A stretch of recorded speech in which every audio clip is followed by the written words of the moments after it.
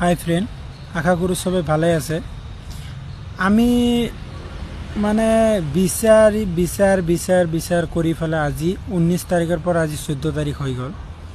আজিলৈকে বিচাৰ নাপালোঁ, বিচাৰ দেখাও নাপালোঁ কেনেকুৱা বিচাৰ হ'ব।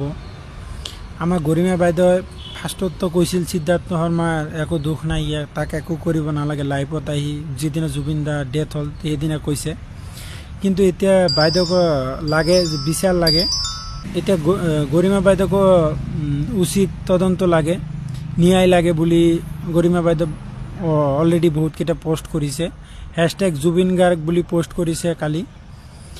আমি অসমত দেখা পাইছোঁ প্ৰায় 90% post already hashtag Zubeen Garg হৈয়ে গৈছে।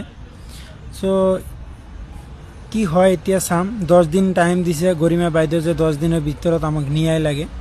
চাওঁ কেনেকুৱা ন্যায় হয়। উই আৰ ৱেইটিং,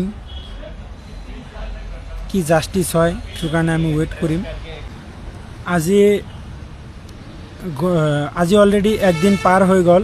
গৰিমা বাইদেউ যোৱাকালি পোষ্ট কৰিছিল যে 10 দিন টাইম দিছিল, 10 দিনৰ ভিতৰত আমাক ন্যায় লাগে বুলি গৰিমা বাইদেউ পোষ্ট কৰিছিল।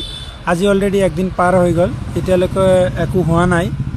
চাওঁ আৰু 9 দিন আছে, কি চৰকাৰে কি কৰে, কেনেকুৱা ন্যায় দিয়ে। আৰু 9 দিনত আমি এই 9 দিন ৱেইট কৰি থাকোঁ।